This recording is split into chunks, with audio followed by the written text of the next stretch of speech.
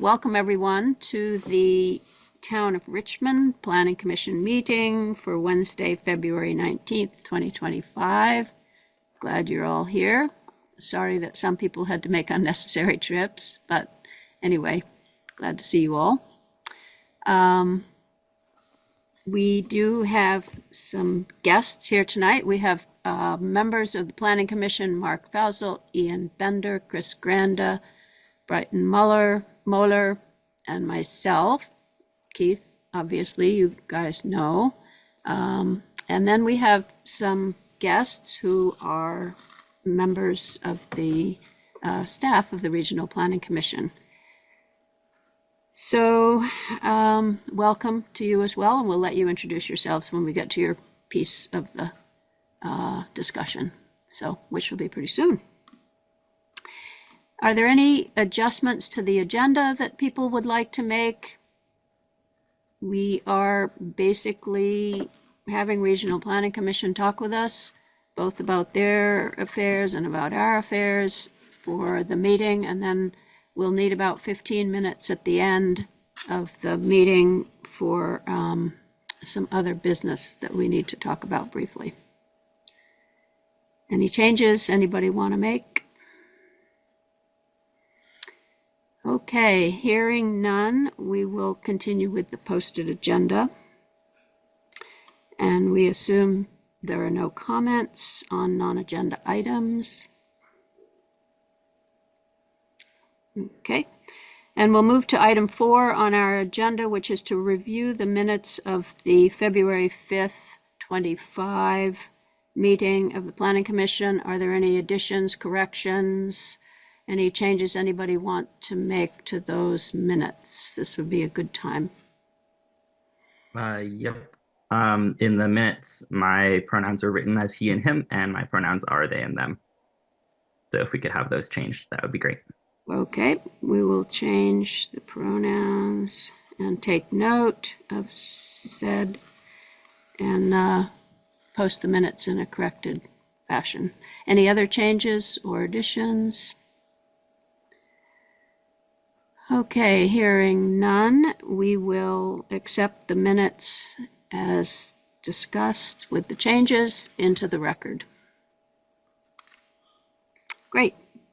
All right, so we'll move to our substantive agenda items. And we have as guests the CCRPC folks who are going to introduce themselves and talk. There'll be sort of two components to this. One is a discussion of the municipal planning changes that have been mandated and what that looks like, and then segueing into our planning efforts for Town Plan 26 and how we're going to collaborate with regional planning on that.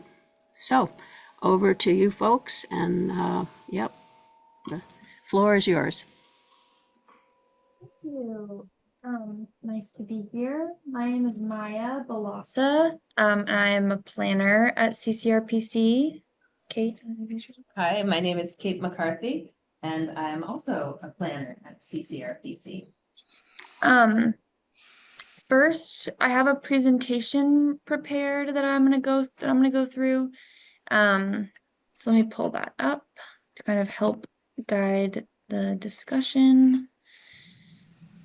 Let me see if I can. There it is. Figure out how to do the present mode. All right, here we go. See if I can minimize the little, okay. Yeah, so we're here tonight on February 19th to talk about Act 181, housing targets, and then kind of the regional future land use map that we're tasked with, regional planning commissions are tasked with creating following Act 181. So we'll go through the purpose of Act 181, interim Act 250 exemptions, overview of the permanent changes, regional future land use maps, the housing targets from the Home Act, permanent Act 250 exemptions, and then the state designation program. But before I get into the purpose, maybe I'll put the slide up.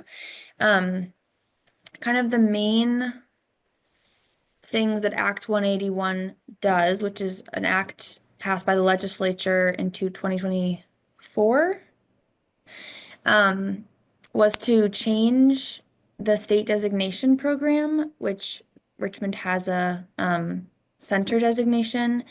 It altered how or where Act 250 exemption, which is land use review at the state level, where that exemptions can be.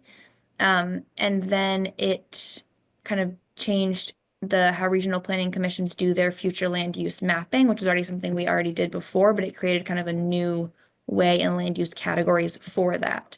So the land use planning work that we do does not, in the map we're set out to create, does not usurp or supersede local mapping and regulations. It's kind of a higher level than that. So that just kind of set the stage for that. The purpose of Act 181, Act 250, which is the state land use law that was passed in the 70s, was kind of a way to address land use regulations when municipalities didn't have the capacity to do that, to kind of mitigate developments and kind of keep our urban centers, with kind of the beautiful landscapes that people think of when they think of Vermont. And that act had not been really updated until Act 181. And Act 250, even though it had all these, was this good intention, it also had this, created a lot of extra money and effort and time on developments in areas where we already are doing planning, and we want kind of to allow growth and housing development and, bigger developments to not have such a challenging time going through their process. And so to kind of help that, Act 181 was passed to kind of make the designations more cohesive, and then also have a regional way to see where we want to remove Act 250 jurisdiction. So it kind of works to modernize the Act 250 bill from the 70s, kind of created a location-based jurisdiction versus what was a project-based or a threshold on units or lots, and then to kind of help us meet our housing goals, build where we already have infrastructure, and where regulations are kind of already in place and Act 250 is duplicative. So the new requirements changes the process. We have to incorporate meaningful participation by the environmental justice law. It kind of alters the purpose. There's new elements. So the regional land use map now has these new categories that when we do our regional mapping, have to utilize. And it has some housing targets. So we already have a regional future land use map in our ECOS plan. But this kind of just is an Act 181 kind of creates new land use categories that we have to use, and kind of tries to keep them the same so that the state can be looked at with all the same land use categories, and the land use categories are applied in a similar way. So the 11 land use categories are seen on the top row: downtown, village center, planned growth area, village area, transition, enterprise, resource-based recreation, and then the 4 rurals: hamlet, general, ag forest, and conservation. And then now, where before the state designations, each municipality had to apply for it from the state and then reapply every 8 years or something. I don't remember the time. Now, the center and neighborhood designations are just given to municipalities in areas in the regional future land use map that are mapped in the kind of vertical category. So if there's a village center, which the existing village center in Richmond is retaining a village center designation, that just automatically gets center designation when the ECOS plan is approved by the new state land use review board, which was created in Act 181 to kind of approve regional planning commission's new map. If anyone has a question, please interrupt me at any point. Now areas mapped plan growth area and village area will automatically, when the map is approved, get neighborhood designation, and those state designations have community investment benefits. There's a whole list, but like to help historic preservation, tax credits, and grant benefits. Yeah, kind of incentives. Those are only carrots that are given to those different designations. And then the lowest rung is Act 250. So now kind of to change to location-based Act 250 exemption options, areas that are mapped with downtown center, village center, and planned growth area, if you kind of follow the road down, those have the option to be fully exempt if a select board seeks that from the land use review board. And then both centers, planned growth area and village area, you follow that all the way down. All of those areas on our map will have the option to be partially Act 250 exempt of 50 units of residential or less. So that's kind of how they now are working, trying to kind of keep them cohesive and location-based. Yeah, all the Act 250 is opt-in, so select boards for municipalities have to request that. It's also option to be status quo, which is why that first gray bar is in there, because municipalities can keep Act 250 if it's helpful or if they don't have the staff to kind of take over that, or the regulations that they want to utilize Act 250 as another layer of regulatory review. Can I jump in with a thought? Please. Great, thanks for getting us started. One thing that I think about when I think about Act 181 is the origins of Act 250 and the state designations program. So just to kind of put this in context, Act 250 came into being as an environmental development review law, and it was meant to have sort of a locational element to it, but that got thrown away. We never had a state land use plan. And so it was development review without a plan. And so all along, Act 250 has kind of gone along with this project size threshold for review, and that's caused some complication. It hasn't been quite as well aligned. Like Maya said at the outset, we haven't right-sized Act 250 over the years in the areas planned for growth compared to the areas outlying. Act 181 uses the regional future land use map to designate those areas planned for growth so that we can think more carefully about where Act 250 is going to add value and where it's not. Similarly, the designation program kind of came into being as an economic revitalization program and a way to do tax credits. And it kind of became this proxy for land use planning over time, but it was never really attached through the planning process in a sturdy way. So again, by kind of giving the regional future land use map some more importance, it anchors these state investment programs to good planning so that we are investing in areas planned for growth. So that's how they complement each other. Is, we think at the regional level, we work with our municipalities to talk about what should be where on the land, where you want to see growth. And then we kind of like right size investment and regulation accordingly. So that's just a different way of saying everything that Maya just said. But kind of wanted to add that that's a little bit about why Act 181 came to be in the first place, is to better align that local, regional, and state effort. Thank you. Sure. Any questions? Maya, I have one other question, which is you're going to talk further about the Tier 1A and Tier 1B issue at some point, yes? Further? Yeah. Okay. Do you have a specific question about it, or you just want to make sure it's? No, I think Dived we're into. going to have to understand, the Planning Commission is going to have to understand why we would opt in or opt out, or not Yes. opt in, shall I say, to Tier 1B. We'll need the pros and cons and a more complete description of, why we would or wouldn't do that. Yeah. That is a decision that our Planning Commission has to make, so we will need to have the components of the plan so that we can make the decision. Yes. Great, Yes. thanks. One more question. Yeah. Can you just say again, you're saying the state designations of center and neighborhood are given at what point in the process are they given? They sort of Yeah. automatically appear. Yes. So we are, there's a timeline process. So yeah, so If it's coming in the future, I can hold it and wait till you get there. okay, yes, I'll get to that.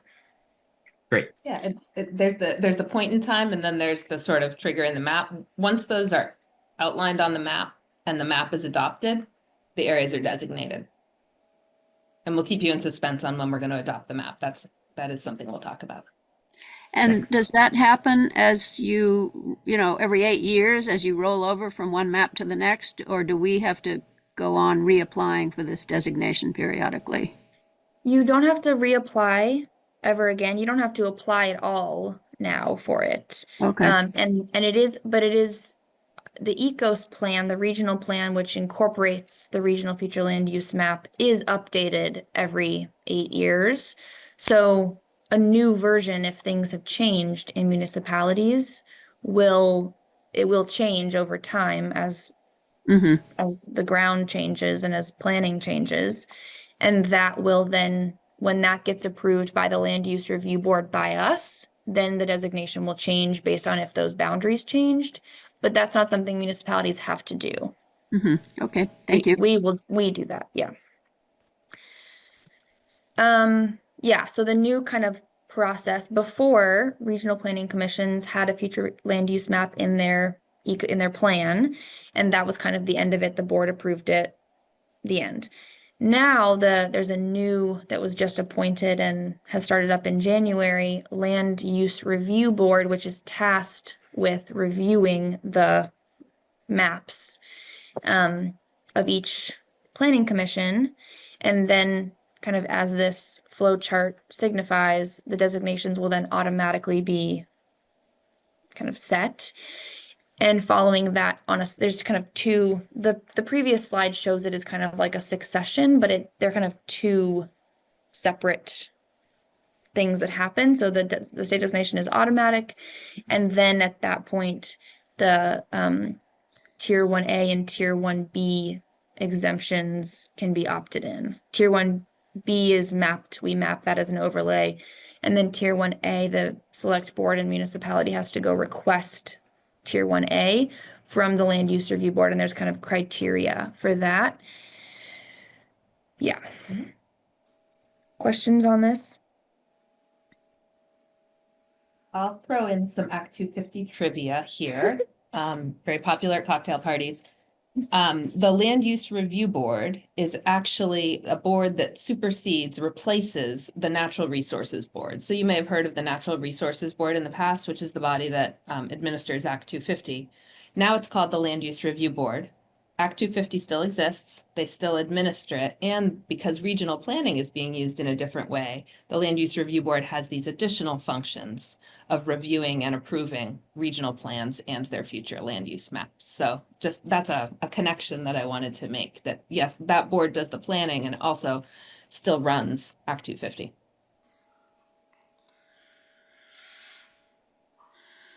Okay. While the planning commissions work with municipalities to draft these maps and put them through the process of their boards and through the land use review board, there are interim Act 250 exemptions to kind of help create the incentive for housing development currently. And that there's a map online, interim Act 250 exemption map that you can go see where there are current exemptions. There are location-based exemptions, and then there's type-based exemptions. And you can there's like resources at the state level to kind of give guidance. They're not exemptions from local regulations. anyone developing still needs to meet the local regulations. It's just for that state level land use review step that developers have to go through. Specifically Act 250. Specifically Act 250. Yeah. And they're interim for a specified period of time? They're interim until the regional future land use maps get approved by the land use review board, and then that becomes where the exemptions are available. Okay. Yeah. So there was status quo, Act 250, and now there are 3 tiers of Act 250 jurisdiction across the state. So there's Tier 1A. Tier 2 is status quo, which is that gray bar we saw across. Tier 1 are both optional for municipalities, and there's an opt-in process. Tier 1A is full Act 250 exemptions. Municipalities take over the enforcement of previous Act 250 permit conditions in the area that is given Act 250 exemption. So that kind of is an important thing that towns are kind of taking into consideration, is there is this added workload if there are existing Act 250 permit conditions that they are then tasked with taking over. There's also, and then there's Tier 1B, which is Act 250 exemption for projects that are 50 units or fewer. And again, this is 50 units or fewer if the local regulations allow that. I think currently it's 10 units is the Act 250 cap for. So, yeah, currently in municipalities with both zoning and subdivision regulations, the construction of 10 or more units triggers Act 250 jurisdiction, or the construction of commercial use on over 10 acres. Right. So it's based on the size of the housing or the size of the lot. This Tier 1B raises that threshold so that it's 50 units or more. Tier 1B doesn't exempt any commercial though. And the municipality is not tasked with taking over existing Act 250 permit conditions, so there's a lower, there's not a workload addition to that, to mapping those areas. It's just So housing. this is only just for new construction then, Tier 1B, Yes, is that correct? yes. Yeah, and I appreciate the clarification on the commercial aspect of all this. It's not considered a unit. We're talking about 50 dwelling units in this case. Yes. Okay. Then Tier 2 is status quo, with the addition of a new road rule to reduce sprawl, which reduces, I think it creates a threshold for driveways that are some distance, 800 feet. And then Tier 3, which is an kind of a higher level of Act 250 jurisdiction, is being mapped, is not subject to our mapping as being kind of how it's location based. That process is being determined, and rulemaking is happening in the land use review board currently to kind of figure out that. So we're not really tasked with that, but it is and probably on Vermont's most critical natural resources to kind of extra protect them as we are giving more freedom to areas we want to see growth in. I have a quick question. Mm-hmm. On the reduced sprawl and fragmentation in Tier 2, you were saying that 800-foot long driveway is the cap. Is that what we're saying?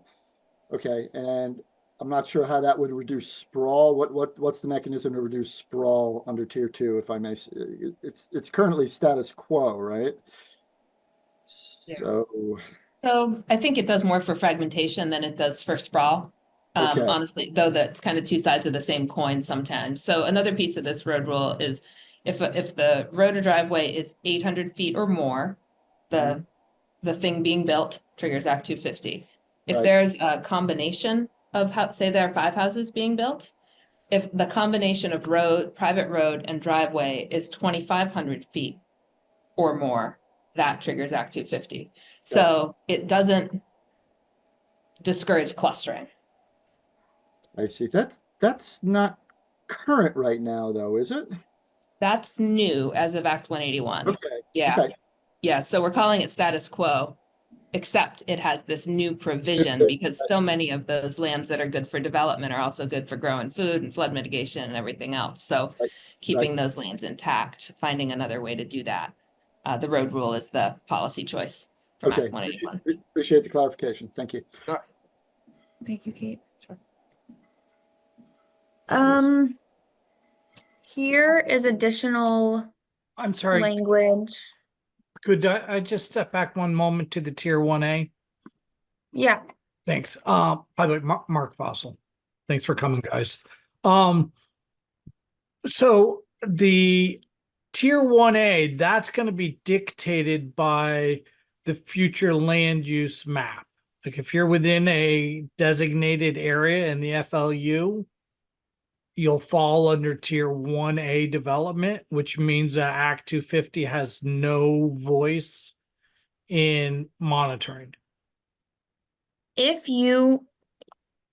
you fall under, if you are mapped as downtown center, village center, or planned growth area in the regional future land use map, the municipality is eligible for seeking tier 1A full Act 250 exemption status, but it has to be sought by the select board after the map is adopted. So it is not a all of a sudden now Act 250 no longer is in these areas. It is now a municipality can make an active choice to seek this eligibility with certain criteria that they take over the current conditions of Act 250 permits, and that they meet certain criteria that their land use regulations contain the important features of the Act 250 bill. So is that project specific, or is that basically we see it coming down the road and we really want to develop a certain area down in this planned growth area? We have to apply beforehand, and then we have this designation to eliminate Act 250 oversight of those developments. Yeah, so you would first seek to have a certain sector of the municipality that is mapped as these categories. You would first seek Act 250 exemption, and then new projects that came in that would have triggered Act 250 do not need to get Act 250 permit. Yeah. So, And that'll be only under once the FLU has been adopted by the state, by you guys, by the state, by the land use review board at the state level, and then the municipality seeks the exemption. So the state approves it, the mapping of it, and then they approve the municipality's application for it. There's kind of 2 steps for that. we kind of do the planning. We get all those areas down on the map. You identify where you want to grow, where you don't. And then that baseline plan gets approved. And from there, you can apply to access some of the, say, the implementation tools to make that plan a reality, including Tier 1A, full exemption from Act 250, or Tier 1B, a lower level of exemption. Okay, thank you. Yeah, and please feel free to keep asking these questions. This is a new scheme. It's a new way of thinking about it. We're all getting used to it. So let's definitely keep talking about that. One thing, Maya made the point that I want to underscore, which is that when a town has a Tier 1A area, they've applied to the Land Use Review Board. The Land Use Review Board has said, yes, this area is planned for growth. You've got the planning and zoning. You allow at least 4 stories. You've got water and wastewater. You've got all the pieces.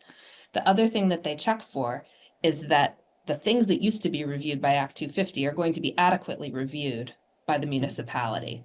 And so the application process will make sure you have some sort of historic preservation review, that you have some sort of rare, threatened, and endangered species review, for example. Oh. And so that's the process that ensures that when Act 250 goes away, there's still a robust local review process. So then each town that wants to implement a tier 1A is gonna have to have expertise in historic structures, archaeological sites, stormwater. I mean, all these different things that could be impacted.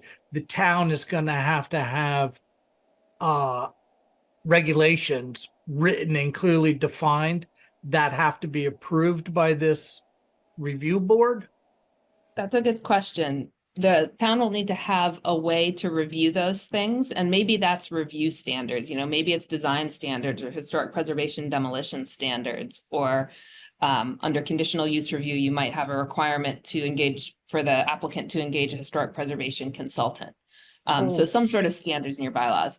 Those bylaws don't get approved by the regional or the state land use review board. Those are still your local implementation tools. So there's nothing really pushing towns into having to adopt tier 1A or 1B though, right? That's We right. could still leave it at Act 250 without having to invest in the expertise and knowledge that's going to be required to implement those kind of requirements that the review board has traditionally done under 250. Yeah, that's the exact conversation that I think towns are gonna have is, does this outweigh that based on what local goals are, based on local capacity, but based on what you're willing to ask your applicants to do or invest in for large scale projects? And that's true for tier 1A, where municipalities can take over that. It's not true for tier 1B. Okay, could you go back forward to 1B again? So Yes, so tier 1B is kind of increases the threshold for 50 units or fewer of residential development. Does not need to seek Act 250 review, 50 units or fewer. And it doesn't require the municipality take over existing permits, and it doesn't have a bylaw review component to be approved. But it does seem like the towns who apply for the Act 1B, the Tier 1B status, are going to have more standards than they currently have. I mean, it seems like there's going to have to be some thinking on planning commissions. There's a lot of difference between a 9-unit project and a 49-unit project. So, I don't think it's the case that there isn't going to have to be more standards and more expertise, as Mark was suggesting, for Tier 1B, just not as much. It's like Tier 1A light, it's Tier 1B. Well, you don't have quite as many things to do, but you're still going to have to be able to look at this project and talk about the things that Act 250 talked about now that you're talking about that many units. Probably, yes. I think probably, and I've looked at Richmond regulations for the NDA review, the height component, there's a lot of other criteria that you already have in your regulations that would make it maybe be 12. Like there's already a lot of constraints to building 50 units, but maybe 12, or just kind of like allows for a little more flexibility. But yes, I think thinking that through is a great opportunity to think through where and how you could encourage housing. Yeah, and I would add that say that your regulations allowed a 40-unit development in an area planned for growth. Today, under regular Act 250, Act 250 of the past, it would have been reviewed under Act 250, but it still would have been reviewed for a local zoning permit. So even if you were to do Tier 1A and Act 250 went away, you'd still be doing that local permitting process. You just wouldn't have the additional oversight and support of Act 250. You would have, even if in a tier 1B area, stormwater permits from the state will still be required, wastewater permits, wetlands permits, all of those that actually are a big part of supporting Act 250 review are still going to be part of the whole development process. So maybe I'm not explaining that as clearly as I could, but local permitting happens now. Even when there's Act 250, it would happen without Act 250. State permits are required now with Act 250. If Act 250 went away, it would, if you opted into Tier 1B, you would still have those state permits. So there's still some supports. I mean, Mark, I heard you asking about, capacity and expertise and what does that really mean to take it on? You still have those other supports with required state permits. Sure.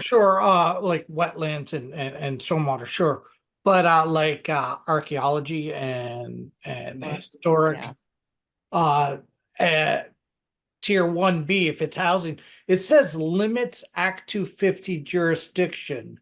Does that basically mean that it eliminates Act 250 jurisdiction when you say limits, or does it just say that the local municipality has a little bit more control over letting that stuff through without having to go through all of the dictates of Act 250? 50 units. It's the term limit is kind of to specify that there is Act 250 jurisdiction for other projects and for after 50 units. Well, for Unlike first- tier 1A where it's nothing, it limits it by allowing 50 units or fewer of Okay. residential. So there is no Act 250 if you build 49 units in a designated growth area. There's no Act 250 oversight or Yes. management at all. So then those responsibilities for knowing all the nuances of what Act 250 was designed to protect against falls on the local municipality to understand and apply correctly.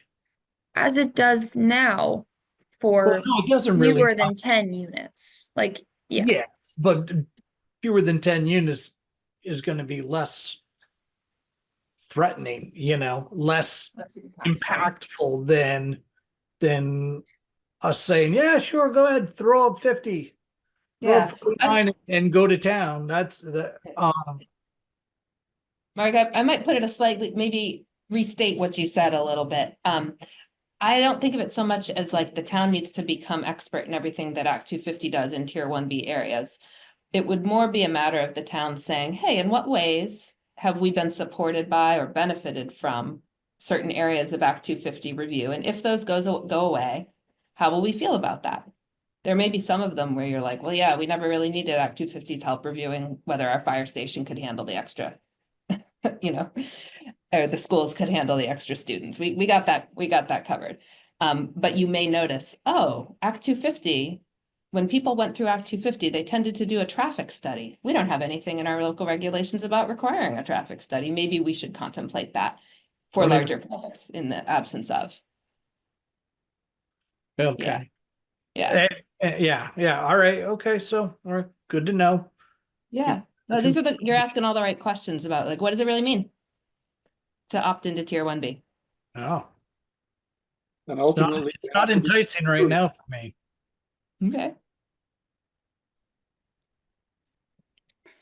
Okay. So the timeline, there's a lot of different things happening in response to Act 181, for the municipality, for regional planning commission, for the land use review board, and then for the state. So just this kind of slide just is kind of to show you that there's a lot, this is a longer timeline from its passing in the legislature and to kind of it being implemented and the opportunity for where municipalities can opt in to tier 1A, where interim exemptions last, and kind of our work is kind of going through.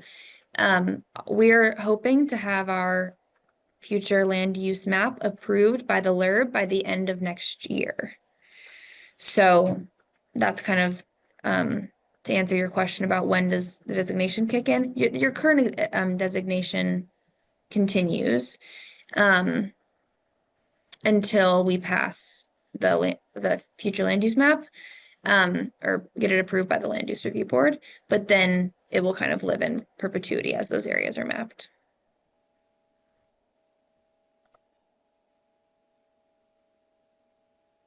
Will you do housing targets? Sure. All right.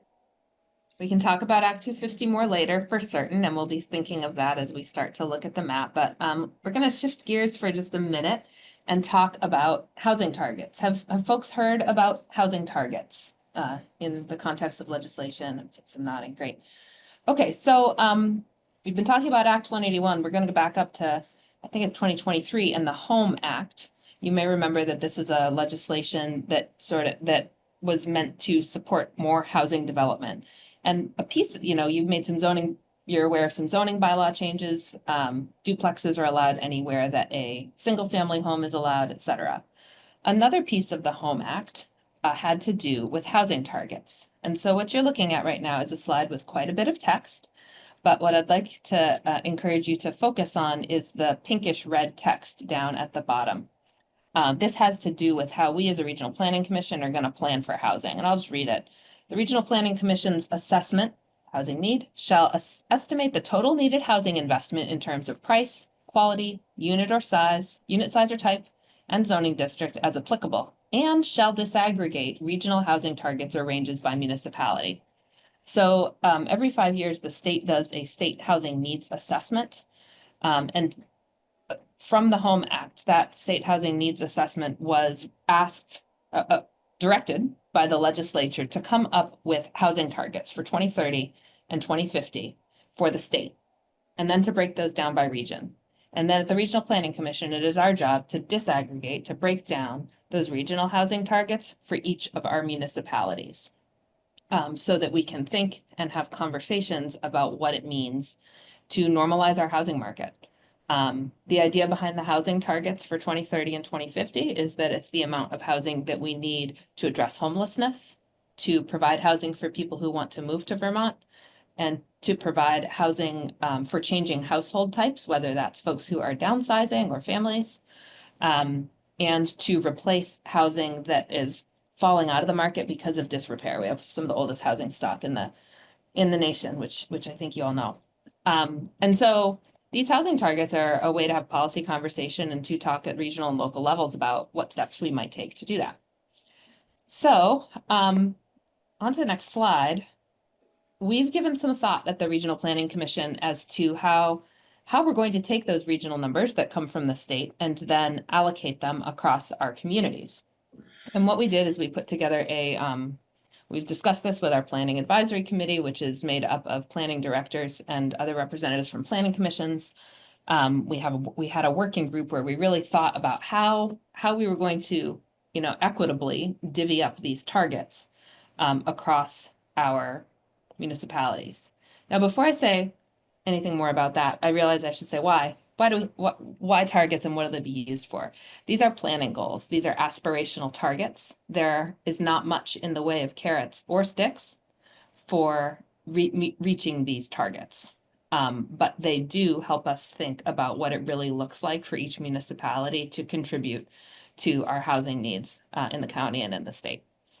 So what we're going to do is, we've developed a preliminary methodology where we really try to recognize that we have some urban areas that have that have land that can be developed, as well as infrastructure that can support it.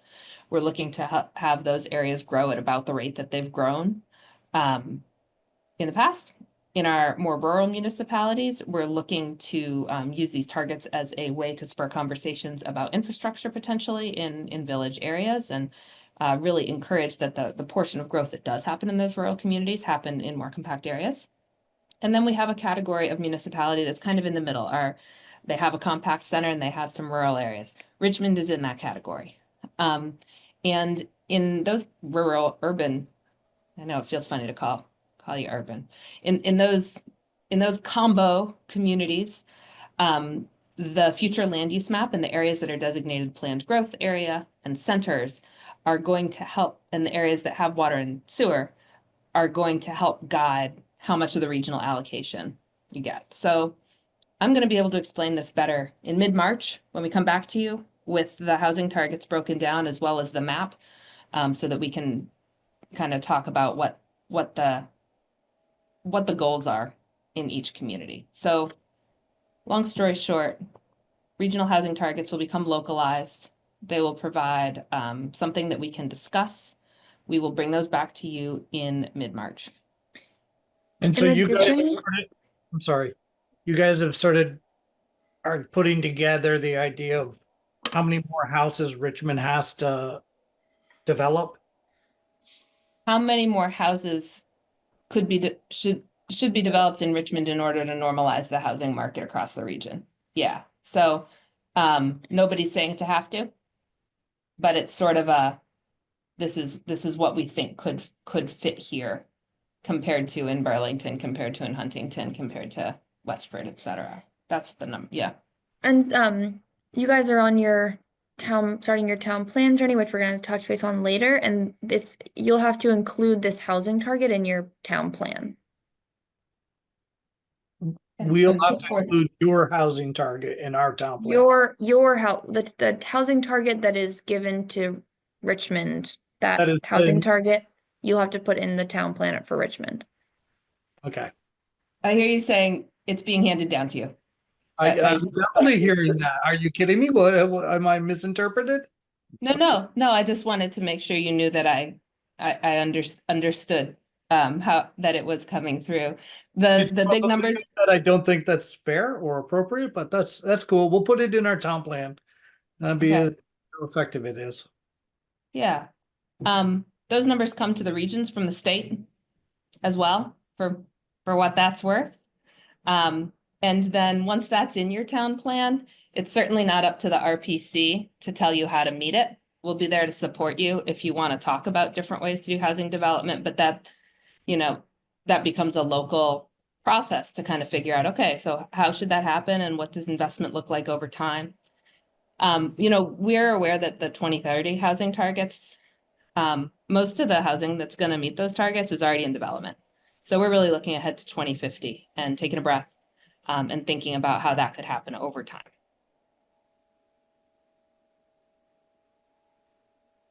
Okay. Okay. I appreciate your questions and Yeah. your points. Any questions up to this point on anything we've talked about?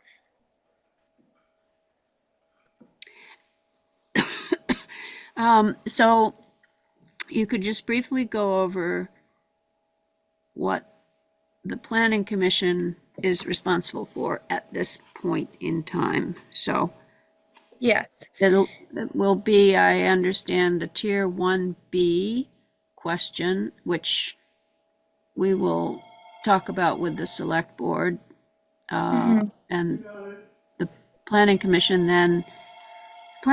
will make a recommendation to the Select Board, is that correct? And then the Select Board will apply to CCRPC for that designation before you make the plan, whereas the 1A, the Select Board would apply to the Land Use Board anytime if they wanted to do that. Is that correct? Yes, that is correct. Anytime after the Land Use Review Board has approved the regional future land use map. Okay, so our job right now will be to talk about amongst ourselves the Tier 1B situation so that we can understand it enough to make a recommendation to the Select Board as to whether they should be applying for this.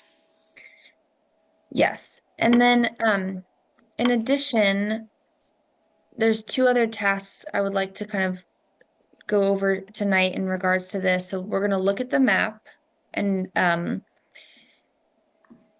there's some criteria that that I think was sent in the packet, because when we look at the maps, having that, we're using very specific criteria that the state has laid out in doing these maps, so it's helpful to we can refer to those when applying them. to Richmond.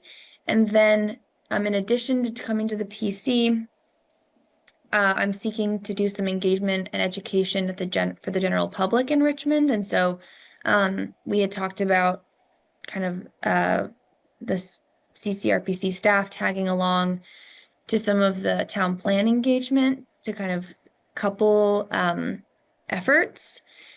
So I'd kind of like to get some more information on that, so I can move forward with my engagement plan. So let's pull up the map. Does that work for everybody? Sure, and you know, it would probably be good for us to go through your draft engagement plan if we have time, point by point, and look at the things that, your questions that you have about how we can, you know, help us with the draft engagement plan. But if you want to look at the map first, that's fine. Okay.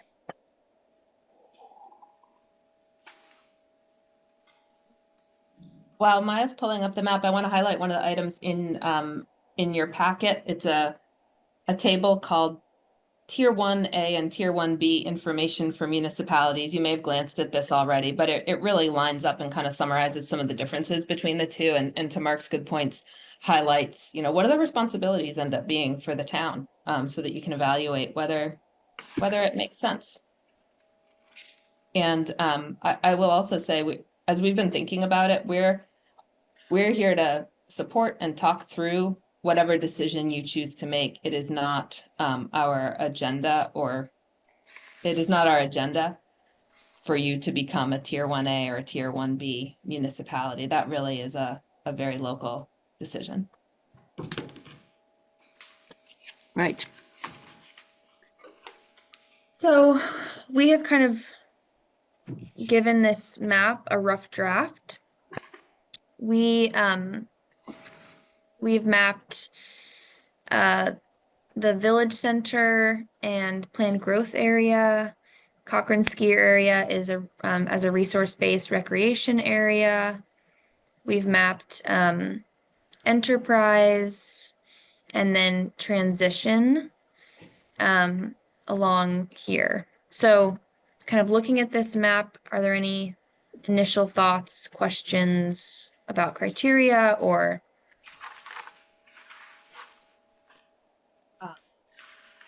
Sometimes when we're presenting this map, we say, this is a draft. This is the first time you're seeing this map. It won't be the last. We're going to be undertaking, as Maya said, a public outreach process through March, April, part of May. You'll be coming back and seeing this map again. So as you're kind of taking this in, seeing it for the first time, we're here to discuss. Well, it's come a long way, I'll pose- give you that much, from what I saw, you know, a month ago.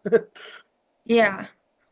I have a question. So we see this hatched area as we have it on our map seen as water and sewer service. Is this kind of is this accurate for on the ground of your water sewer service area?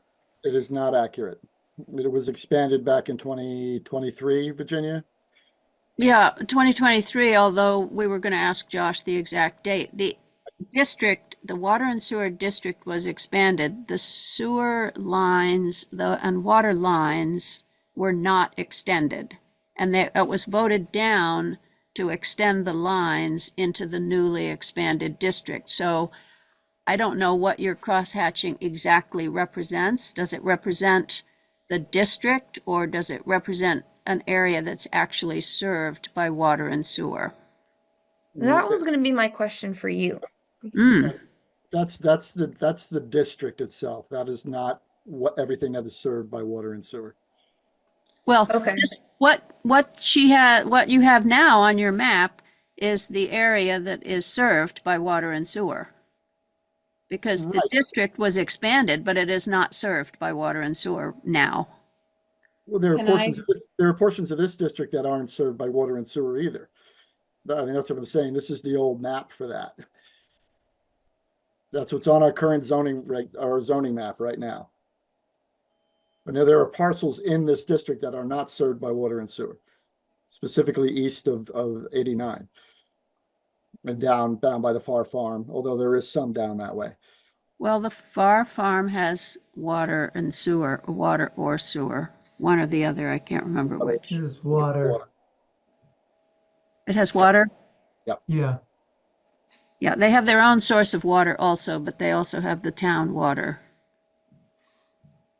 So to answer the question though, that is the actual boundaries of this water and sewer district. Okay. Okay. So- When you say water and sewer district, is that like a planned service area as opposed to an area that has pipes going to all those places? I think that would be correct. Okay, so yeah, sometimes we call that just a sewer service area, meaning it's planned to be served by sewer at some time. I see Chris. Right. Yeah, Well, I think and that that- expansion would fall under that also. And I think the point that Virginia was making is that that crosshatched area that you had there was the old planned service area and has since been extended to the North and west. to the a bit to the, I guess, the upper left. But that also does not does not have pipe in the ground. Okay. And it has currently been, the pipes in the ground were voted down. So Right. it's proposed in somebody's world, but currently it's not actually proposed to be served by water and sewer. So I don't know if that, how you want to designate that on your map, but Yeah. I mean, technically what was voted down was a bond to actually put pipe in the ground. right. Okay. Per the planned growth area criteria, we're hoping our methodology is to map areas that are served by water and sewer infrastructure as planned growth area. So if this area is served, even though the extension that is not proposed to be served, if this area is served by infrastructure, we will expand the planned growth area to this boundary. Right. And anything that, if you expand the district that doesn't have pipes or infrastructure in the ground, that would be considered transitional. Would that be correct? Potentially, I guess. Potentially, yeah, because it's planned. It's planned for that infrastructure. So are you saying that you're going to change this map to increase this area to go up to the yellow area that you have? To go up to the to Wherever, fill this hatched area with planned growth area. There's not a lot of growth area left in that area. Yeah. There is FYI, we can build up, but there's no going out. Mhm. And that's all floodplain and Mhm. water resource conservation area you got in there. Mhm. Yep. Okay. yeah, so this is the discussion that we were having before, Maya and Katie, about the difference between village areas and planned growth areas. And so just to the other planning commission members, we've talked about this before, just Keith and I and the planners, as to why you would call something a planned growth area versus a village area. They seemed to be very similar categories to us, and it seemed to call it a planned growth area. I mean, I understand that it meets the criteria for a planned growth area. It's just that there's no room for growth, essentially. I mean, things could go up and small buildings could be taken down and bigger ones could be put. So there's some reason to call it a planned growth area. And I believe, my understanding is that the Regional Planning Commission is going to call it a planned growth area because it meets their criteria for being a planned growth area, rather than for being a village area, which is different. I don't know if you want to talk about that more, Maya? Yeah. The planned growth area is with one of the criteria is infrastructure, wastewater and water infrastructure. And the village area is just soils. Water or wastewater or soiled suitable. But village areas, I think this is a discussion we can have actually about, what one of you mentioned, transit, should some of these areas be actually transition areas? You're providing us feedback that says, even though when we show that hatched area and it goes over some of the purplish, that's the planned growth area. Those are your new neighborhood zoning districts. It also goes over some of this turquoise land, which is ag forestry.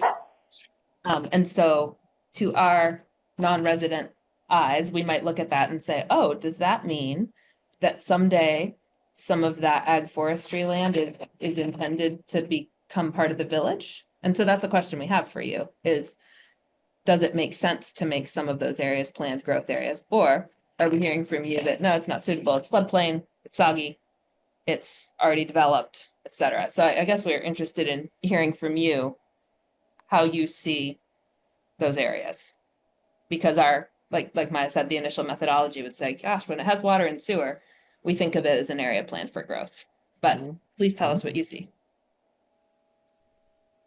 Mhm. Yeah, and, just to complicate things a little bit more, the Housing Committee has also been talking about this and talking about whether to add into our town planning process the further expansion of the water and sewer district and or extension of the service lines in any direction. So, they probably should be involved in this conversation as well. They're interested in it as a housing development tool. Yeah, I have it in my engagement plan to go speak to them. So I think that's good direction. Mm-hmm. A Yeah, confirmation of that. Yeah. it should. Thank you. And, the planning commission, we're going to have to take a look at the criteria for what these districts are called and talk about it, I think, amongst ourselves, whether, if the criteria, the brief listing of the criteria for the different categories, if that's enough, or is there more that needs to be added to that? Because I don't think whether it has room for development was listed as one of the criteria, whether it has water and sewer, that's one, but what about these other ones? Like, is Maybe- there room? I mean, it's not 4 stories, so we could go up, of course, obviously, maybe that's possible. Maybe I could ask you a question a slightly different way. Even though everything you've said already is quite valuable. So we've got the dark pink there that represents Richmond Village. We've got the lighter pink around it that kind of represents neighborhood. It's a planned growth area because of the water and sewer. And then we've got some turquoise or teal ag land around it. When you look at the area between Route 2 and, say, Cochrane Road or down Thompson, does that feel like, do those feel like the right categories? Does it feel like there's more land that should be pink because you think you might develop on it in the future? Or does this describe the future land use you expect that makes sense? A lot of that's some really steep hill in there too. I mean, this would serve you a lot better if this were a topographical map. You get some sort of understanding of the village area, like north of Route 2. That whole area is about as developed as it can, where houses can go. Yeah. Everything Yeah. else is ravine or whatnot, and south of it, that's all floodplain between the river and the roads, and bit on the other side. The only place it could possibly grow is into the Far Farm area, heading sort of southwest.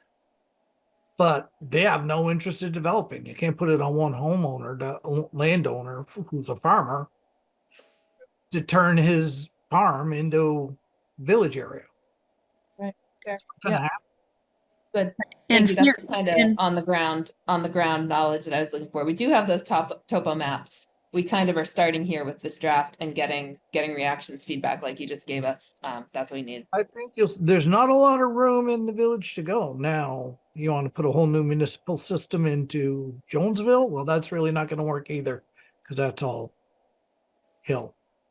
And Base floodplain. maybe out towards the 117. If you can get plumbing out there. Mhm.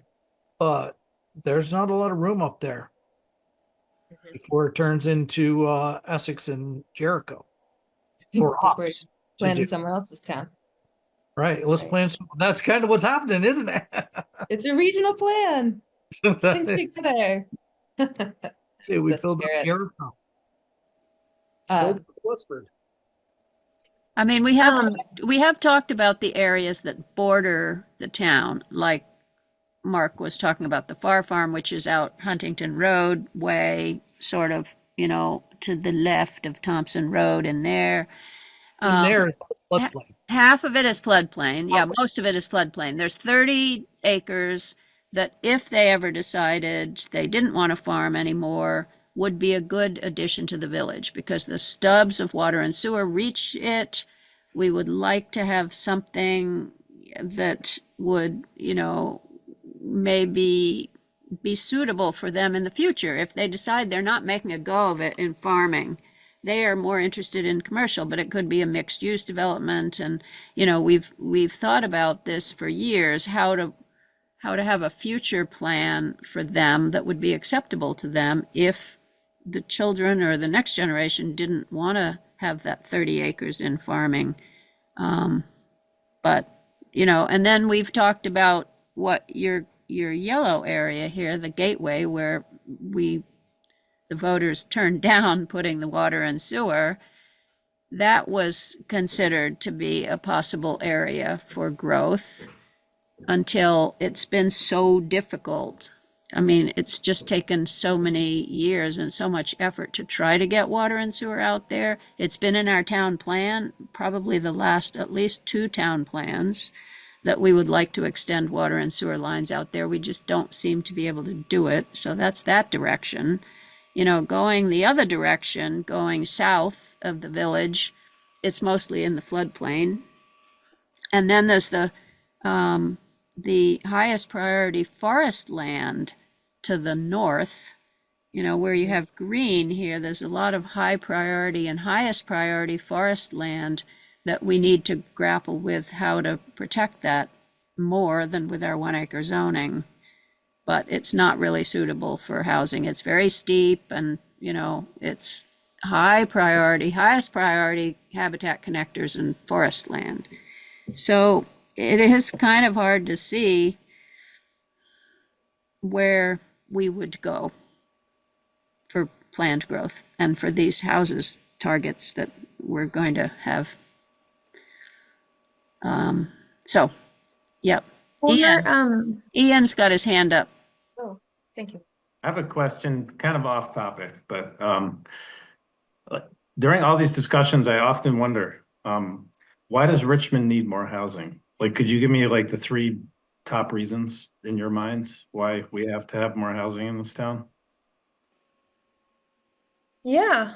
I think it's valuable to think about caring for our housing need as a state, as a region. The housing market and the vacancy rate is not healthy. That's vacancy rate and the homelessness rate. And so, to balance that, we want to carry that burden as a community. I think that's kind of the mindset, is that if everyone just said, not me, not me, not me, then we would never kind of fix the housing market and the these issues that are important to people. Is that a good reason? Or just, I don't know. So Does that we're trying to resonate? we're trying to solve the problem of homelessness by doing this. We're We trying want to to, be part of the solution. the housing market and the vacancy rate and the, I don't know, what else am I missing? Housing market, vacancy rate, housing. Let's see, a couple thoughts. Building 10 houses in Richmond doesn't solve homelessness. Homelessness is a supply problem. There are other structural problems that are at issue, and there's a scale issue for addressing that particular part of our housing crisis. There are other parts of the housing crisis that we can chip away at with the addition of, with a small scale addition of homes throughout the county. And so I guess the things that come to mind when I think about it, I think of people's desire to age in community. People who are growing older in houses that are too big for them, but don't want to leave their community. How can they live in a smaller house, but still stay around people they know in a place they care about? So we talk a lot about aging in place. I actually like to think about it as aging in community, getting out of that big house into a smaller house, freeing up that big house for a family, for example. So that's one reason to build more and different types of housing. That diversity of housing types for different ages kind of unblocks the pipeline that's stuck, that's got people stuck in homes that don't match their household size. Increasing supply, getting at overall affordability so that people of different ages and incomes and backgrounds can stay in Vermont. And then I guess the other, why Richmond in particular, I think it's important to build a variety of housing types in a variety of towns across Chittenden County so that people have choices about where they want to live and what kind of lifestyle they want to have. So you might have a family of 3 or 4 who wants to live in Burlington. You might have a family of 3 or 4 who wants their kids to go to the Richmond schools. And have the opportunity to do that. So housing choice so that people can be parts of communities that they want to be a part of and contribute to those communities. That would be my little. Good answer. So- Good answer. What's that? Good answer. Hey, thanks. Thank you for asking. You're welcome. I just don't know where you're going to put municipally supported housing in Richmond Mhm. to really have an impact. Yes, we can put more scattered housing on 1-acre lots around, which is going on next door to me. We're Mhm. putting in 30 something units in downtown Richmond, which are Hmm. low income, affordable income, working class income, whatever that definition we came up with to define it. Mhm. Tiny little expensive apartments, but there isn't infrastructure in Richmond, let alone space, that is conducive to putting a lot of houses here. It just Mhm. there isn't, unless you want to write us a grant for a municipal system out near Face Corner. There's some good flat dry land out there. There's, you can make another little village center. They'd be spectacular, but where's everything going to go? There's Sure. a little tiny brook running through there. Yeah. Yeah. That's all we got. Well, You need to be yeah. able to dump stuff into a major river or the lake. If you want to put in municipal housing. What do you mean by It's- municipal housing? What does that mean? It's like village center kind of village area designations where you're dealing with multiple homes on 1-acre lots. Yeah, high density. So You're talking high about, density. on water and sewer. That's also what you're implying there, Mark, right? Yes, we have water and sewer. We even have capacity for our water and sewer. We just got nothing that we can put into it. We can't add any more to it because there isn't any land that we can build on with, other than the creamery parcel, which is already fully in the works, as you guys probably know. Yeah. Yeah. That's it, unless we start tearing down homes and doing, Usky level renovations and tearing down little houses and building 5-story homes, 5-story apartment buildings. Yeah, I where mean, you go So up, that's correct. the Mark. housing piece is definitely a piece of this process. I think there's another piece, which is the state designation piece, which is important to remember in that that is all carrots. That is all benefits that landowners have if they want to do any kind of project, where they want, or they're applying for grants, or they're doing historic preservation work and they want tax credits for that, I mean, that could be applied to areas in a planned growth area. So expanding that area is not just where do we want a bunch of housing, it's also where do we want to give landowners opportunities for tax incentives on doing projects that help the neighborhood. Yeah, and those are for commercial, those tax credits are always for commercial projects, not private landowners. Oh, sorry. Yeah, that's something that I always have to remind myself. That's- Okay. What's that, Mark? It just seems backwards to give it all to the developers, but I guess they're the No, ones, it's also to they're the ones who do business the owners and consulting. the downtown businesses and the municipalities are also eligible. So for the building that we're sitting in here, the library, et cetera. So it's for the origin is like community revitalization, and economic development more so than housing development. So I think we're doing pretty good on that. I mean, this main Yeah. focus of this conversation and what this FLU is all about is housing. Yeah. Housing. And what I'm trying to communicate to you guys so that you can maybe push back upstream to somebody who actually is making a decision on this, that you can't just impose a bunch of additional housing on Richmond and have a realistic expectation that that's going to happen, because we don't have the physical capability to take on that housing. We're not against it necessarily, but we just don't have the space for it, short of creating some sort of municipal system, municipal water and sewer, and building it somewhere else and plumbing it down to the Winooski, because there isn't any other stream that's going to take it, and we're not going to do in-ground injection of our wastewater. So there's only so many places you can go. yeah, But thank you. well, I've written those words down almost exactly, and I'm gonna make sure we keep considering that. I want to mention two things. I'm sorry, Maya, Go. so many thoughts. One, when it comes to the housing targets in the combo municipalities, we intend to make, I came on staff after they developed the housing methodology, so work with me here. The housing target, the number for your municipality and others like it, will in part be a function of how much area you have available that is served by water and sewer.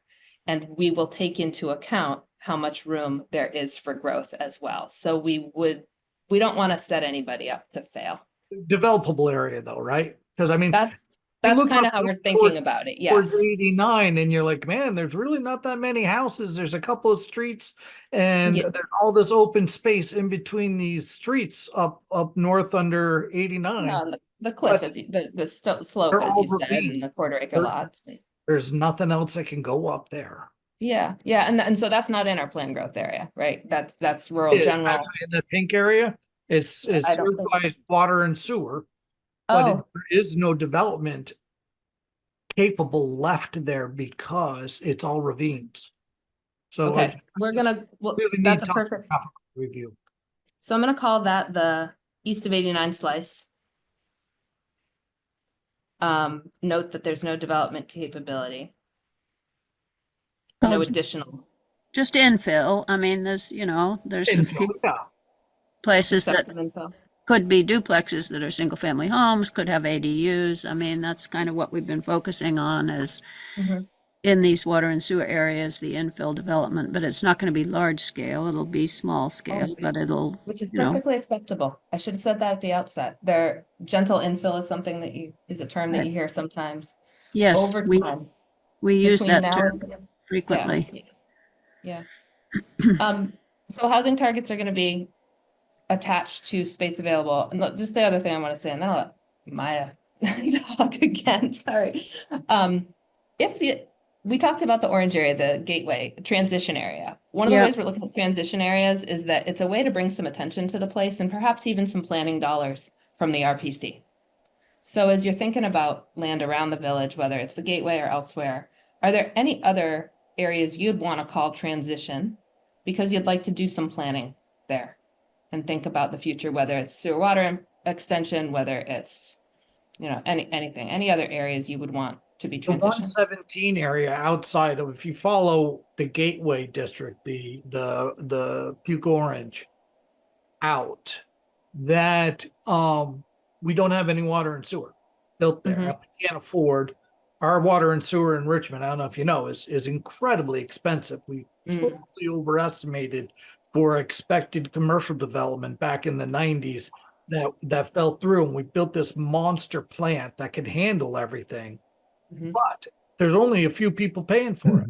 Goes in the village, and the town can't, or the way the laws are written, it's not spread over the cost of the town. It's spread over the people being serviced, and they are maxed out. They can't afford to come up with the money to foot the bill into running water and sewer out into the gateway, which would then enable considerable increased density. And from there out to the mobile home park, which, besides the environmental benefits, there is some land out there that can be expanded and developed, is developable. But right now it's not really practical because they would have to be at least 1 acre lots because there's no water and sewer out there. So our problem is water and sewer. If you could come up with a way to fix our water and sewer problem and make a expansion affordable, then I think you would find a lot of Richmond residents far more open to development. Yeah, so I mean, I think this conversation, we're going to have this further conversation amongst ourselves. And I know the Housing Committee is thinking about this question about what are the ways to enable the water and sewer district to be extended.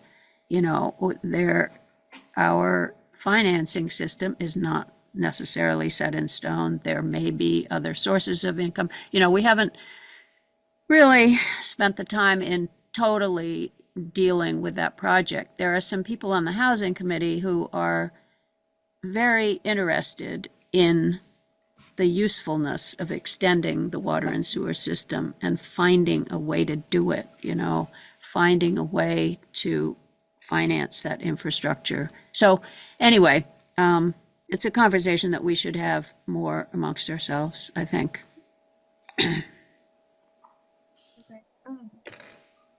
Should this be transition then? This is the mobile home, manufactured home. And it's got very high density right now. So, I mean, but there is some area behind that heading up towards Jericho that could be expanded, but it's not really practical without getting water and sewer to the mobile home park.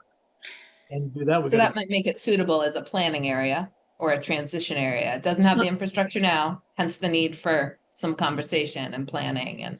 right Yeah, into and the mobile home park says that they have enough sewer capability anyway to expand their operation.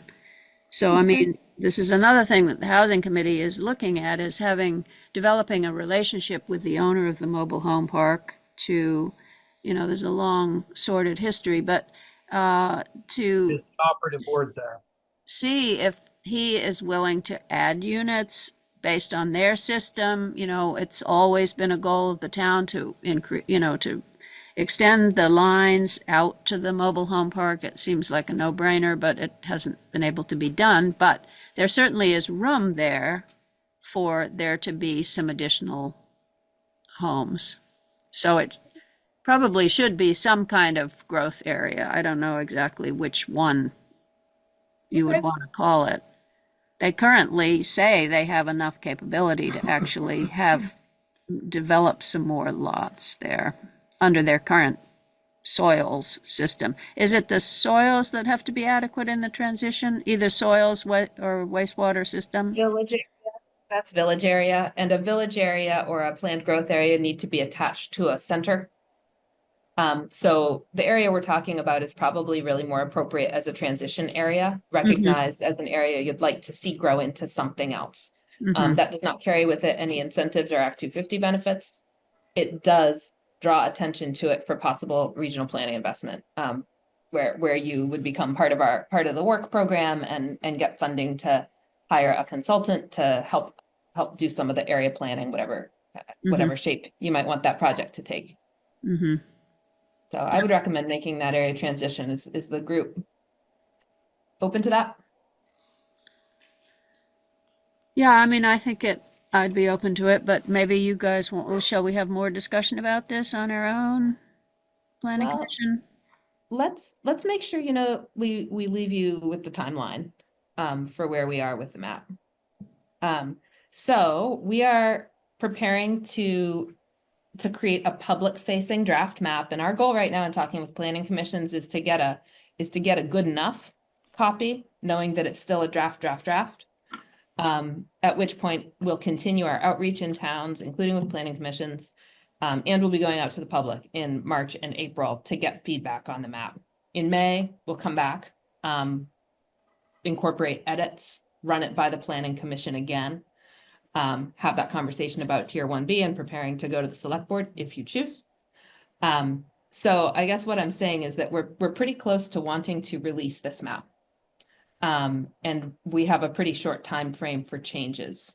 And we wonder if you'd be willing to have that conversation kind of in March and then incorporate those updates in May, or if there are major red or orange flags on this map that you feel strongly should be addressed before this becomes a public facing document. Could you just slide the map down south a little bit? I haven't really taken a look at anything bordering Huntington. Yeah. Oh, thank you. Yeah, it's a good suggestion. Rural ag. So would we have a month to talk about this? Are you saying March? What, like towards the end of March or? Middle of March. We're hoping to finalize it the first 2 weeks of March, which I can't believe is so soon. Would it be helpful for you to have your next planning commission meeting to discuss amongst yourselves? Is that what I'm sensing? Well, we have a public hearing at our next meeting on a project. But the meeting after that, our meeting on the 19th, we could talk We're about. going to have the map released, but we're probably going to have the map released around or right before then. Well, as a tentative, I think we could all agree tentatively that a growth area by the mobile home park and the interstate exchange, as long as it's not, impeding commercial development. I don't know what Jericho's thinking about in there, if you've talked to those folks yet, but. Well, the transitional area, Mark, it seems like they're suggesting, because this is not actually adjacent to a village center. So the transitional area as the remaining portion of that lot that is the mobile home park, which I don't think the mobile home park takes in all of that light blue area that you've got next to it, but and some of that is hilly and stuff. A lot of it is, unfortunately. Yeah, a lot of it is hilly. It's there's not going to I've be never any been up on growth top, there, whether it's flat up there or not. Yep. Would you be comfortable with us making a proposal and running it by Keith and or Virginia in the next week? Based on what we've talked about tonight, a proposal related to the transition area near the manufactured home community?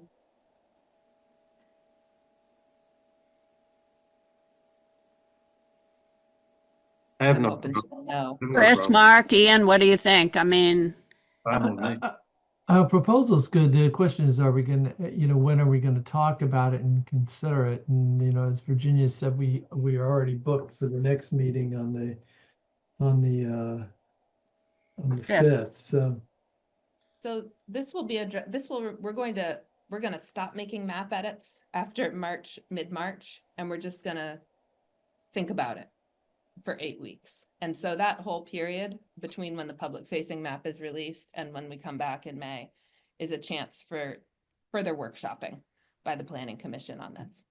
Because we realize that we're showing this to you on a small screen at 8:30 on Wednesday night. You know, that it takes a little more than that to absorb, and we respect that.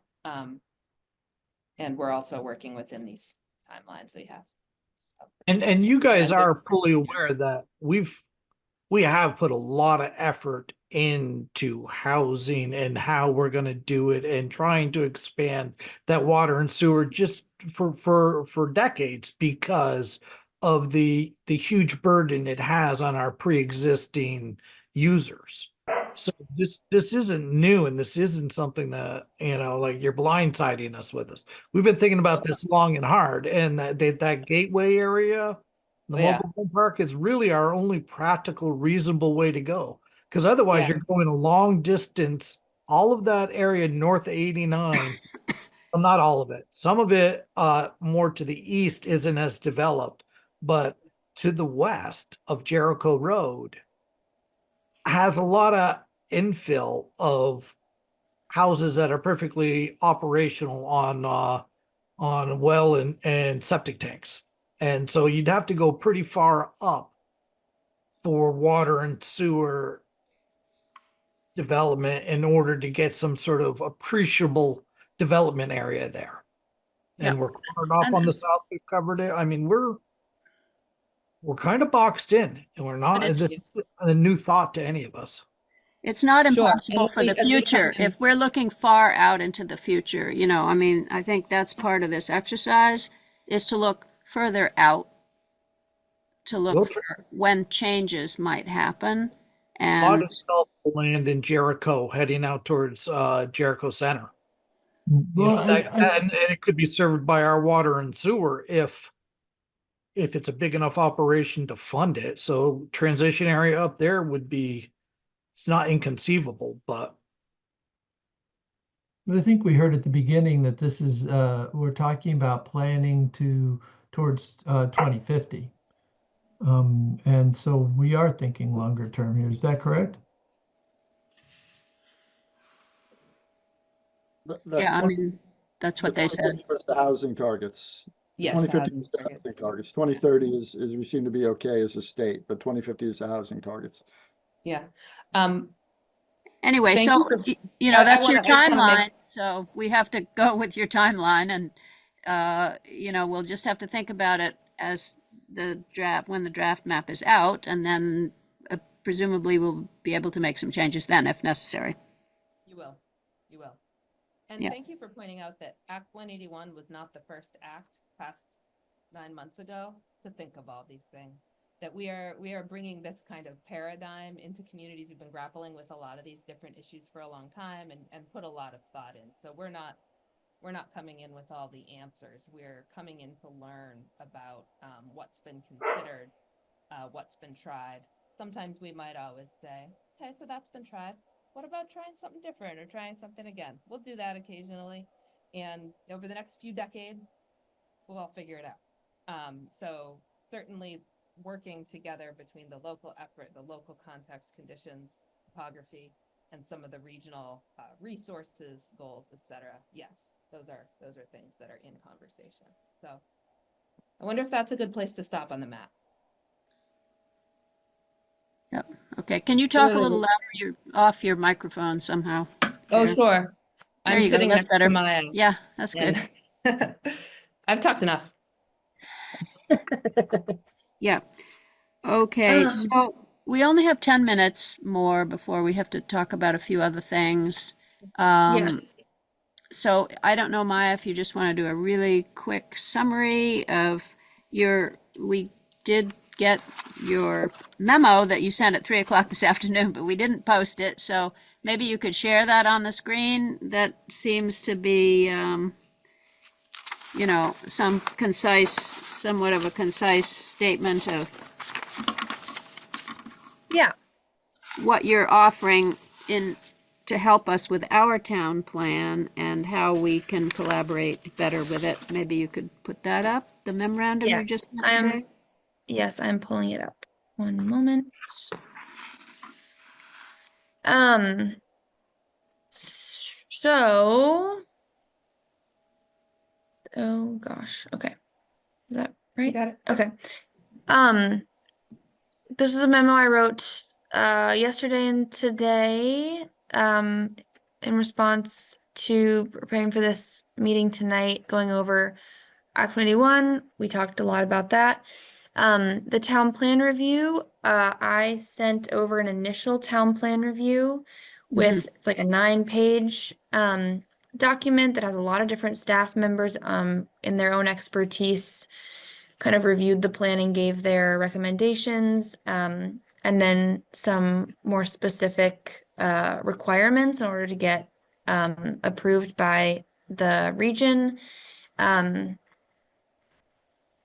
And we haven't talked about that yet, but we will. We'll go Okay. through your initial plan review that you're required statutorily to do, that you did very well, and you've got a bunch of items on there that we will need to discuss amongst ourselves. We haven't got to that yet, but. Yes. And then the Regional Planning Commission provide 12 hours of technical assistance each year for each municipality in the county. 12 for land use assistance, 12 for GIS and mapping, and then 12 for transportation staff. And those could all be used on your town plan if you want help in different areas. And then there's also a path through the UPWP, which municipalities can request support through that process. So that's kind of how CCRPC can assist. And I'm happy to, once you guys go over the initial review, if you have questions from that, I'm happy to answer them after you've reviewed it, if you haven't gone over it yet. And then I think you said that you could participate if we wanted to try to have some joint events that worked both Yes. for the regional FLU and for our process, that Yes. you'd be able to participate in a couple of those maybe. Yes, that would be great. Okay, well, so we will review all this information and look for your draft map in mid-March. Okay. Then discuss. So, Okay. anybody have any last questions for Maya or Kate? Yeah, one question. As we think ahead to that outreach work and the possibility of having joint outreach work, do you have kind of draft plans or scaffolds of what your part in that is, so that we can think about what kinds of events would make sense to do jointly and which ones would not? Yeah, so I need to do because of our timeline, I'll need to do engagement in municipalities during March and April. So keep that in mind for like joint events. But we're seeking to kind of engage, we have through the environmental justice law, are seeking to engage specifically, one with just general public for education and areas that have extra questions on the map, and then also with environmental justice focused populations. So lower income, minority races. There's BIPOC. Households with limited English proficiency okay. is the other category, in addition to low income and BIPOC, or Black, Indigenous, and people of color. So kind of getting input from populations that have not generally been showing up and engaging in these questions. So it seems like maybe an event of some kind, an outreach event at the Riverview Commons Mobile Home Park would serve both of our needs. I mean, because we might be able to find out more about the expansion of that area, I don't know. Certainly what that would be the only population that we could think of that possibly might count as a lower income population. And they, it is hard to involve them in our process. So I don't know, Yes, maybe we could Yeah. work together on that. that would be great. Yeah, and if you think of any folks in town who work with any of the groups that we mentioned, whether through the school or the library, or if they're community assistance groups or anything like that, if those folks might have advice for us about the most relevant and respectful ways to reach groups who don't usually have access to these processes, we'd be open to hearing from them. Okay. Yeah.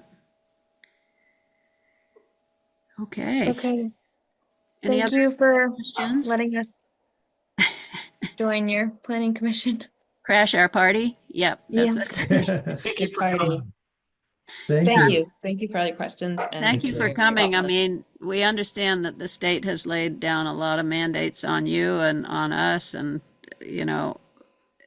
including kind of unrealistic timelines. If you want to actually do meaningful outreach, coming 2 weeks before the deadline is due is possibly not the way to have meaningful outreach, but, it was an ambitious goal, I guess. So we have been thinking about the housing problem for some time, so.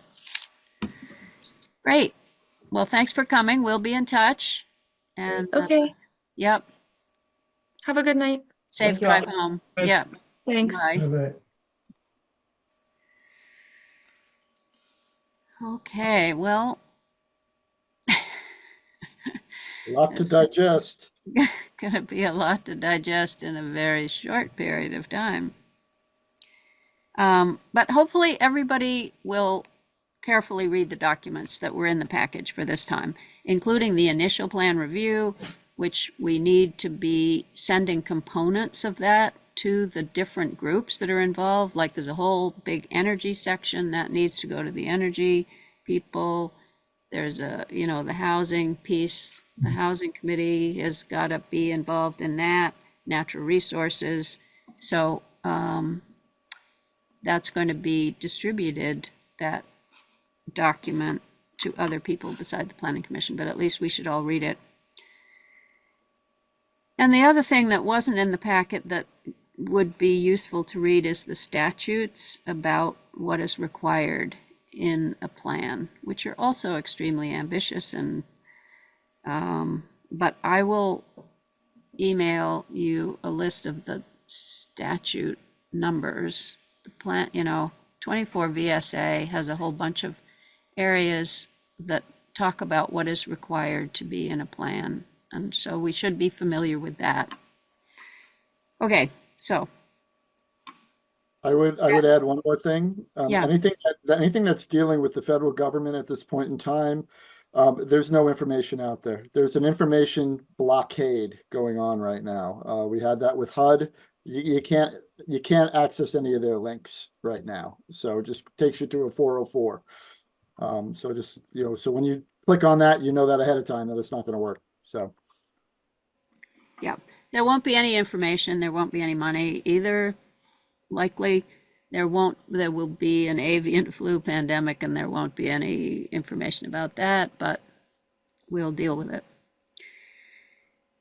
All right, so the few things that we need to briefly talk about is, so for our next meeting, March 5th, the Jolena Court amendments hearing. I'm hoping that you all are thinking about what you want to say on your little thing that you're going to say about your section, right? Mark is going to talk about parking. Chris is going to talk about affordable housing.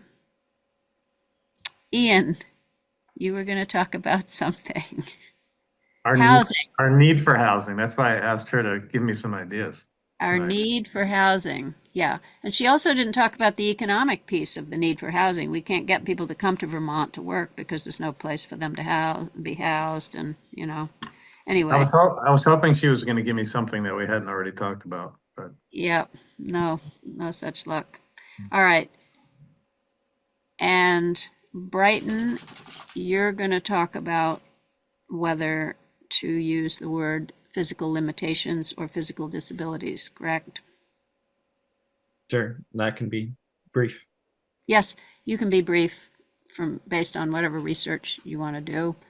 So everybody should be thinking about that. What's the date of the hearing? The date is the 5th of March.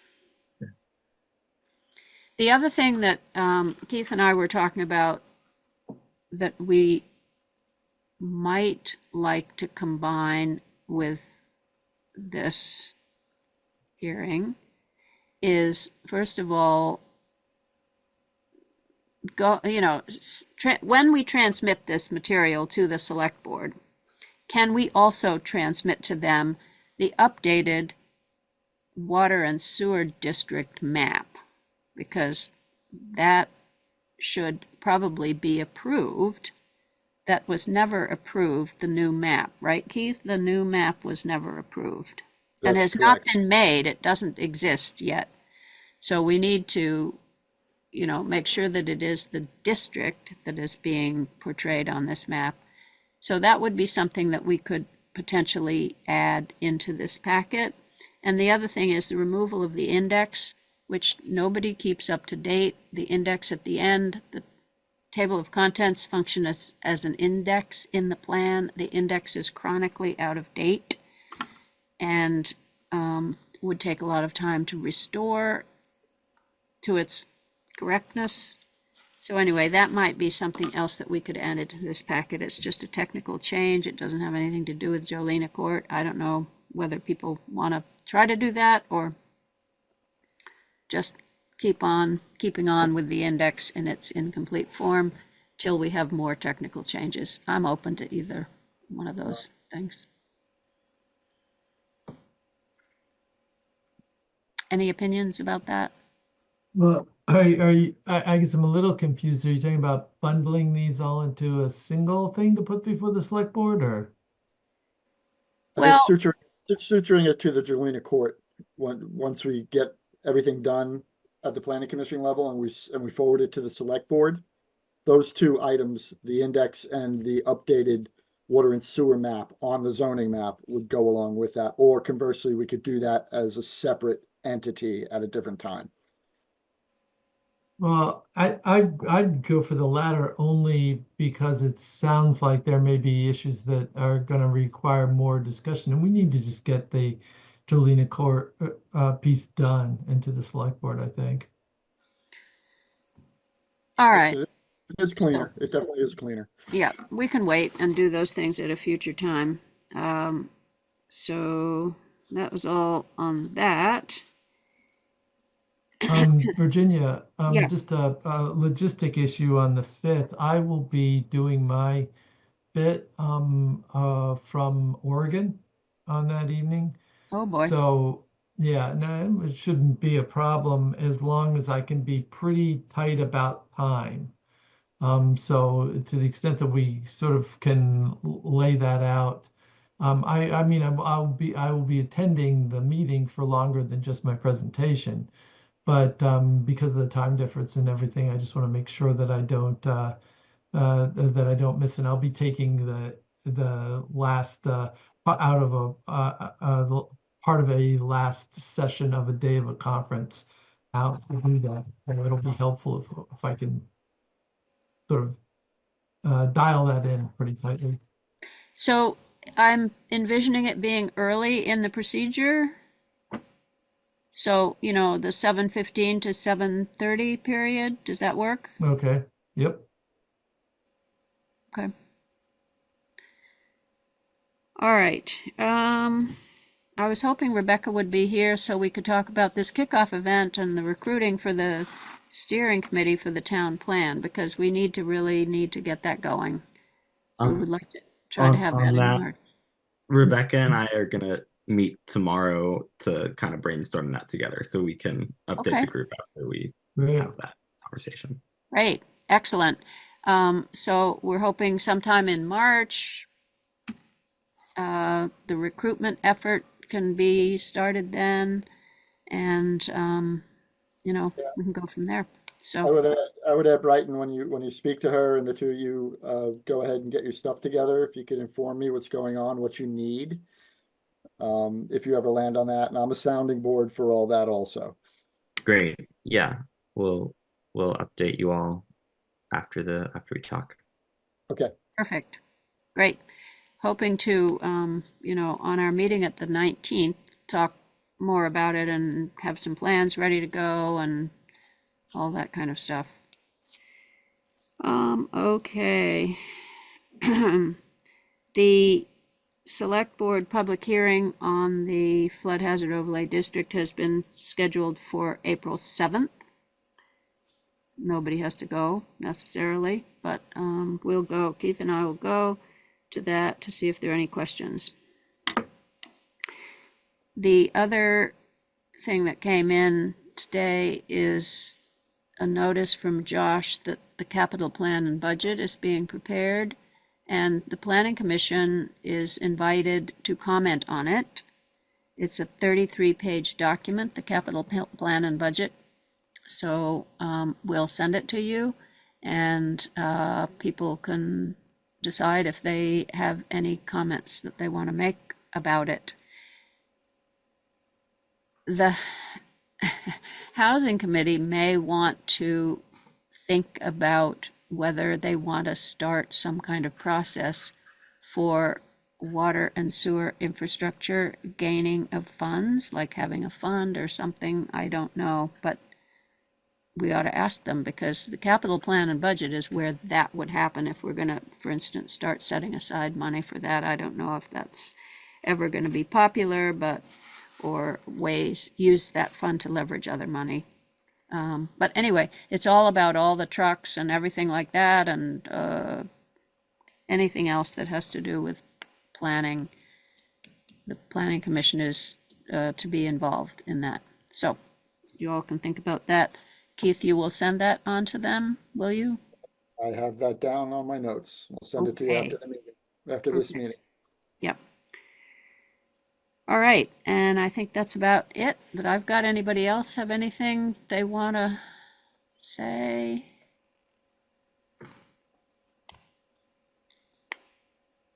Happy reading. Okay, well, yeah, do your best to struggle through these documents on the short timeline from the Regional Planning Commission. So great, and see you next time on the 5th. All right, I move we adjourn. Thanks for coming. Yes, is there a second? Seconded. I think Ian, oh, who was that? Who was that who seconded it? I think all of us. Okay, we'll say Brighton seconded it. Chris made the motion. If there's anyone who's opposed, they should speak now. Otherwise, we'll stand adjourned. All right, good night, everybody. Yep, bye now. Thanks all.